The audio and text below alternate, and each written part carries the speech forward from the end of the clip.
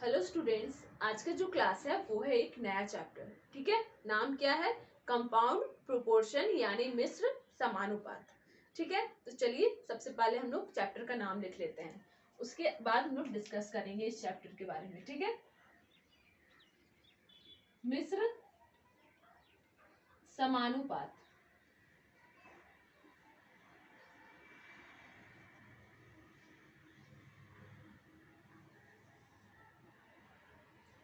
Compound proportion.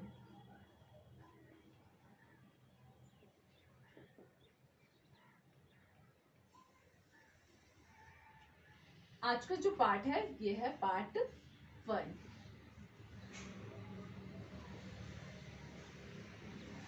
तो जैसा कि हम लोग हमेशा से करते हैं कि सबसे पहले उसका पार्ट 1 जो होता है वो इंट्रोडक्शन क्लास होता है। ठीक है, तो यहाँ पे लिख देते हैं इंट्रोडक्शन।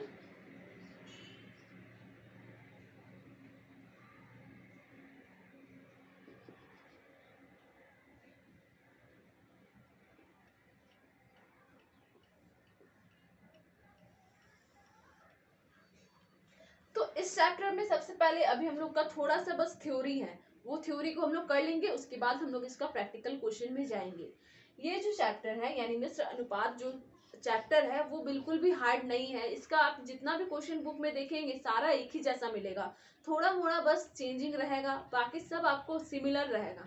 ठीक है, और इसका जो इससे जो ये चैप्टर से जो एग्जाम में क्वेश्चन आता है वो भी बहुत हार्ड नहीं रहता है, बिल्कुल ही बेसिक रहता है। ठीक है, तो ये चैप्टर हम लोग का ज्यादा पार्ट में नहीं जाएगा क्योंकि ये बहुत ज्यादा इंपॉर्टेंट चैप्टर भी नहीं है और इसमें बहुत टफ क्वेश्चंस आते भी नहीं है। जो बेसिक होता है इस चैप्टर का वही आएगा एग्जाम में। ठीक है, तो सबसे पहले हम लोग इसका कर लेते हैं थ्योरी। तो सबसे पहले समझेंगे कि समानुपात, मिश्र समानुपात क्या होता है। कैसे समझेंगे? परिभाषा के साथ। तो चलिए बुक ले लेते हैं।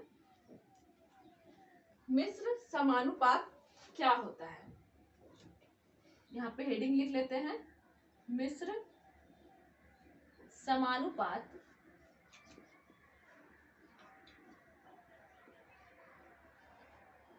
क्या होता है।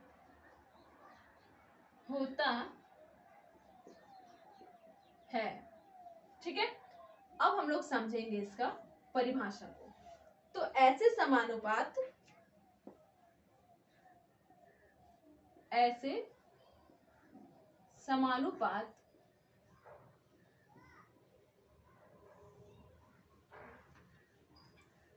को जिसमें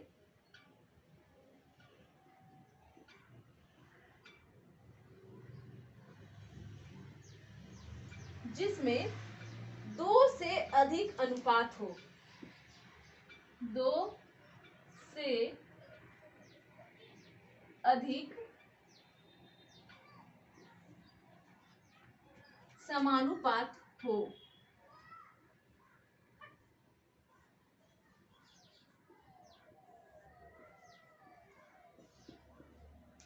ठीक है, क्या कहा गया है कि ऐसे समानुपात को जिसमें दो से अधिक अनुपात हो उसे मिश्र समानुपात कहते हैं।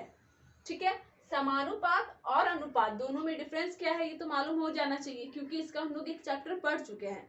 रेशियो एंड प्रोपोर्शन यानी अनुपात तथा समानुपात हम लोग पढ़ चुके हैं। तो समानुपात क्या होता है ये तो क्लियर हो जाना चाहिए, फिर भी हम लोग एक छोटा सा उसका डिटेल ले लेते हैं। ठीक है, जैसे अनुपात जो होता है इस तरह से लिखाता है, ये क्या है? ये है अनुपात,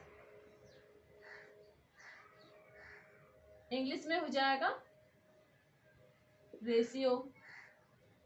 जब इसी तरह से ये दो बार रहेगा यानी 4 रहेगा टोटल, तो इसको क्या कहेंगे? ये हो जाएगा समानुपात यानी प्रोपोर्शन।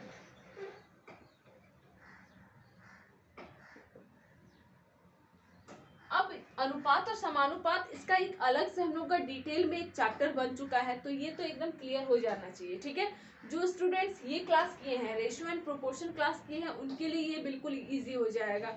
ठीक है, और जो नहीं किए हैं वो ध्यान से देखिएगा, उनके लिए भी बहुत ज्यादा हार्ड नहीं है क्योंकि इससे एग्जाम में भी बहुत ईजी ही क्वेश्चन आता है। ठीक है, तो अच्छे से देखना है। तो अनुपात और समानुपात समझ में आ गया। इसमें क्या कहा गया है कि इस प्रकार के प्रश्नों में त्रैसाशिक विधि का बार बार दोहराते हैं, त्रैशिक विधि को बार बार दोहराते हैं, यानी चेन रूल को बार बार दोहराते हैं। अब जब तक हम लोग को चेन रूल नहीं मालूम होगा तब तक हम लोग कैसे बनाएंगे प्रोपोर्शन का, कंपाउंड प्रोपोर्शन का क्वेश्चन को। तो अभी हम लोग मिश्र समानुपात को समझ गए, अब हम लोग समझते हैं चेन रूल को। ठीक है, तो इसको नोट कर लीजिए, छोटा सा एक परिभाषा है बस।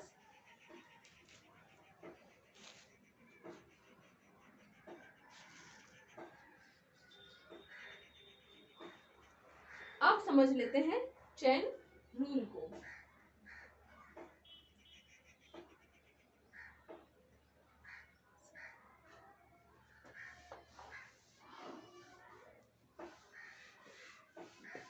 चेन रूल यानी त्रैराशिक विधि।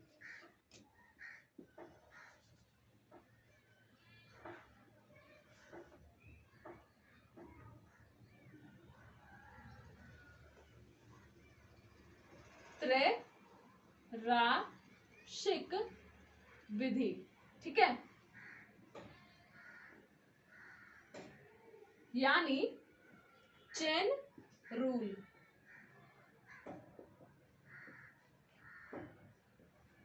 अब ये त्रैराशिक विधि क्या होता है उसका परिभाषा के साथ समझ लेते हैं। तो यदि चार राशियां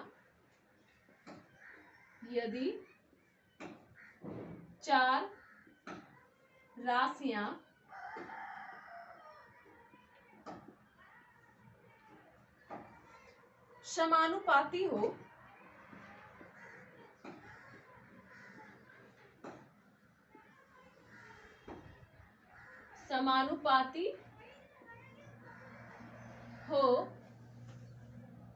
तथा इनमें से तीन राशियां ज्ञात हो, इनमें से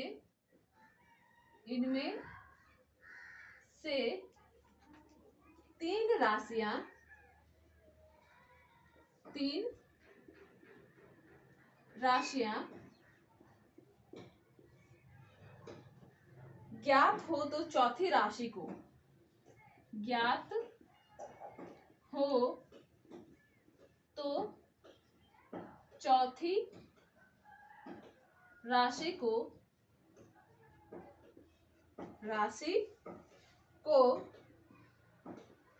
x मानकर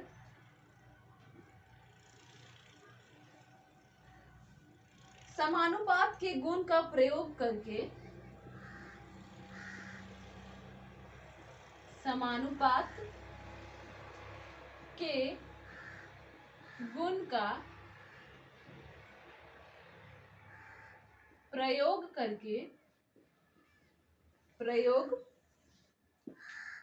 इसका मान ज्ञात करते हैं,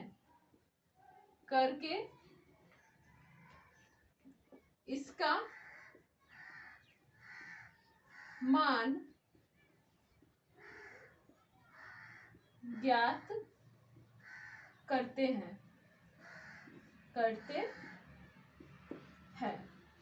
ठीक है, ये हो गया त्रैराशिक विधि का परिभाषा। एक बार हम लोग अच्छे से पढ़ लेते हैं। तो क्या कहा गया है कि यदि चार राशियां समानुपाती हो, यानी चार राशि प्रोपोर्शन में हो, तो इनमें से तीन राशियां ज्ञात हो। ठीक है, चार राशि प्रोपोर्शन हो जिसमें से तीन राशि जो है हम लोग को वो मालूम है, और हम लोग को लास्ट यानी चौथा राशि को मालूम करना हो। ठीक है, तो चौथी राशि को x मानकर, चौथी राशि अभी हम लोग को मालूम नहीं है तो उसको हम लोग x मान लेंगे, मानकर समानुपात के गुण का प्रयोग करके इसका मान ज्ञात करते हैं। ठीक है, ये हो गया त्रैराशिक विधि का परिभाषा। अभी हम लोग क्या करेंगे कि एक छोटा सा एग्जाम्पल लेके, ठीक है, वैल्यू पुट करके इसको और अच्छे से तरीके से समझ लेंगे। तो जैसे कि यहाँ पे क्या कहा गया है कि यदि चार राशियां समानुपाती हो, तो ठीक है हम लोग कर लेते हैं समानुपाती। A अनुपात B समानुपाती C अनुपात X। X क्या है? पहला जो तीसरा जो हम लोग का तीन यहाँ पे राशि है वो मालूम है, पहला A है, दूसरा B है और तीसरा C है, लेकिन लास्ट वाला हम लोगों को मालूम नहीं है। ठीक है, तो इसमें भी वही कहा गया है कि लास्ट वाले को x मान लेंगे। उसके बाद क्या करना है कि समानुपात के गुण का प्रयोग करके हम लोग इसका मान ज्ञात करेंगे। अब समानुपात का गुण क्या होता है देख लेते हैं। जब इस तरह से हम लोग को ये वाला जो इसका जो वैल्यू निकालना हो तब क्या हो जाएगा, इस तरह से ये हो जाएगा गुना, पहला वाला लास्ट से, अंदर वाला अंदर से।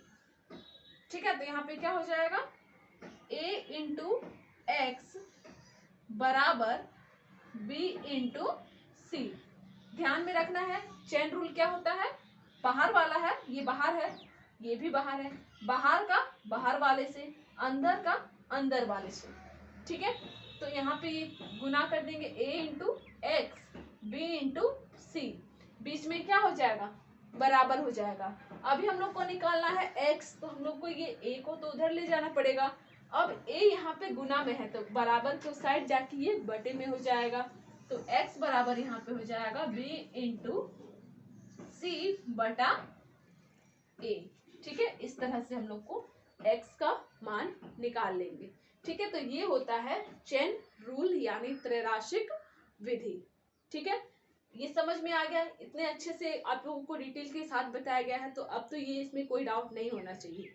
ठीक है, तो इसको नोट कर लीजिए, उसके बाद हम लोग नेक्स्ट आएंगे।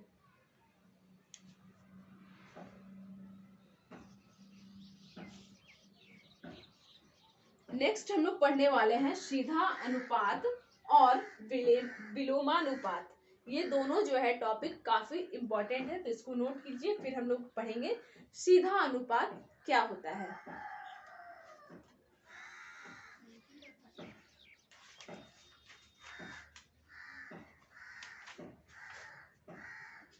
ठीक है, तो इसको अब क्लीन करके आते हैं नेक्स्ट पे।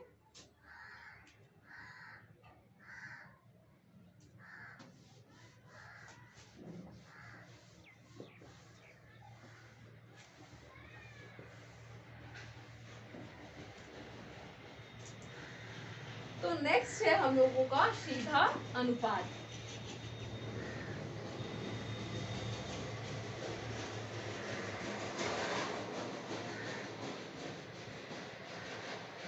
सीधा अनुपात, उसके बाद नेक्स्ट बचा है एक और टॉपिक, उसके बाद हम लोग का जो थ्योरी है वो कंप्लीट हो जाएगा, फिर हम लोग प्रैक्टिकल क्वेश्चन बना सकते हैं। तो परिभाषा सबसे पहले इसका लिख लेते हैं। ठीक है, तो क्या कहा गया है कि यदि दो राशियां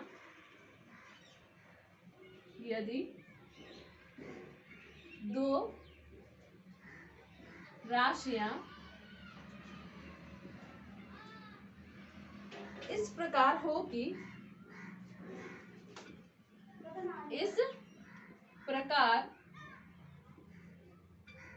कि एक राशि के घटने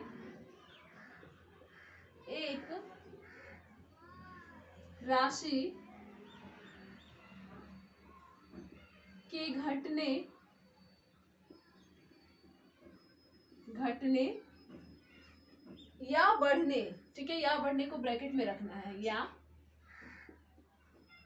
बढ़ने पर दूसरी राशि भी उसी अनुपात में, पर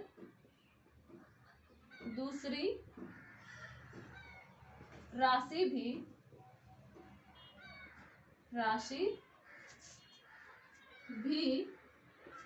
उसी अनुपात में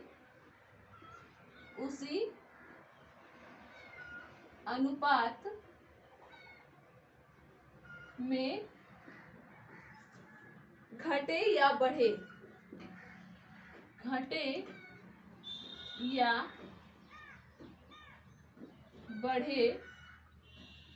तो ये राशियां सीधा अनुपात कहलाती हैं। तो यह राशियां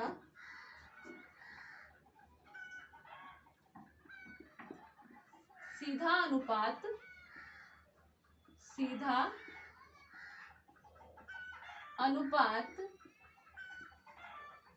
कहलाती है।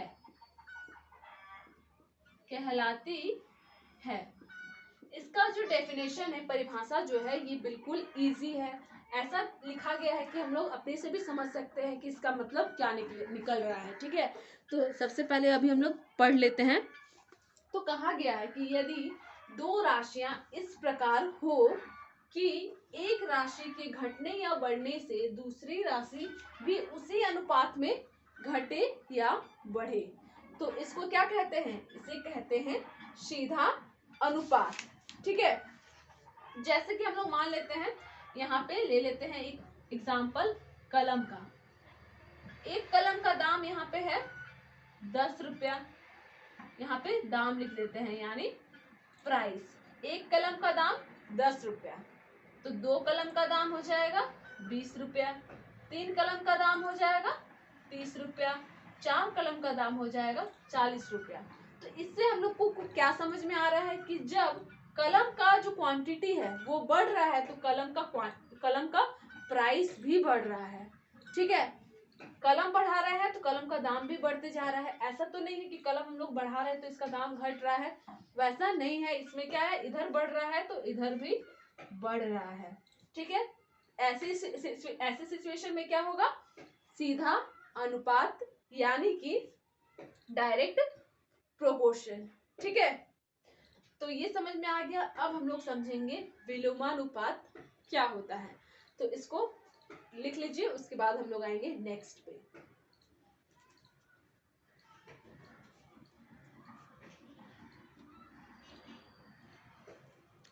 नेक्स्ट जो है इसका विलोमानुपात, ये ठीक इसका उल्टा है। ठीक है, इसमें क्या है कि एक चीज बढ़ रहा है तो दूसरा भी बढ़ रहा है, एक चीज घटेगा तो दूसरा भी घटेगा। ये होता है सीधा अनुपात। अभी हम लोग विलोमानुपात देख लेते हैं। ठीक है, इसको क्लीन कर देते हैं।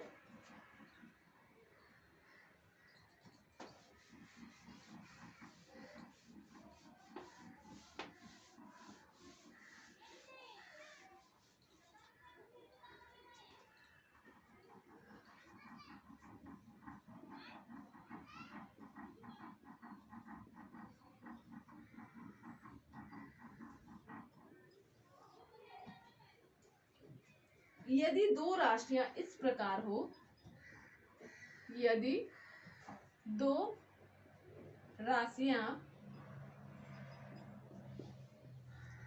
इस प्रकार हो, इस प्रकार हो कि एक राशि के घटने या बढ़ने पर, कि एक राशि के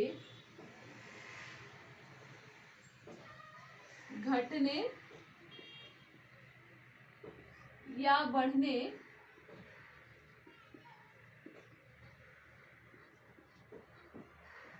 पर दूसरी राशि भी उसी अनुपात में घटे या बढ़े, तो दूसरी राशि भी उसी अनुपात में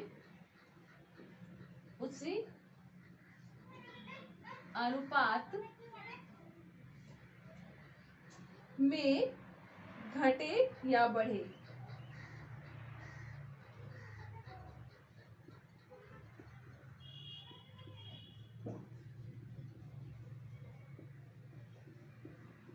तो यह विलोमानुपात कहलाती है।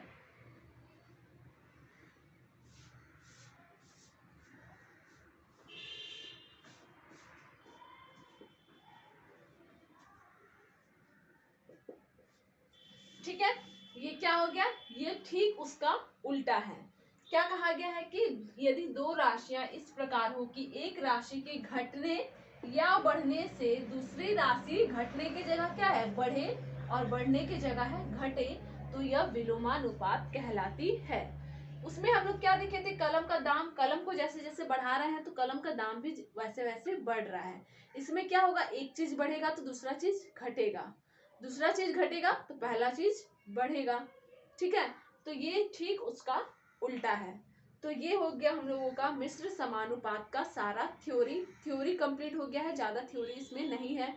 ठीक है, तो अब हम लोग नेक्स्ट क्लास से यानी इस चैप्टर का जो पार्ट 2 होगा उस पर हम लोग प्रैक्टिकल क्वेश्चन बनाएंगे, लेकिन बिल्कुल बेसिक, ठीक है। और ये पूरा चैप्टर बेसिक में ही खत्म हो जाएगा, इससे बहुत टफ क्वेश्चन नहीं आता है। जितना आपको एग्जाम्पल दिया गया है बहुत इजी मिलेगा। अगर यहाँ पे एक क्लास होगा सिर्फ प्रैक्टिकल का, उसके बाद आपसे खुद ब खुद सारा चीज बनेगा अगर आप ध्यान देकर पढ़ोगे तो, ठीक है। लेकिन इसका हम लोग बहुत सारा क्वेश्चन बनाएंगे और इसको हम लोग ज्यादा पार्ट में लेके नहीं जाएंगे, क्योंकि बहुत सारा क्वेश्चन सेम ही है, तो सेम क्वेश्चन बना के कोई फायदा नहीं है। 4 पार्ट तक हम लोग इसको लेके जाएंगे, ठीक है।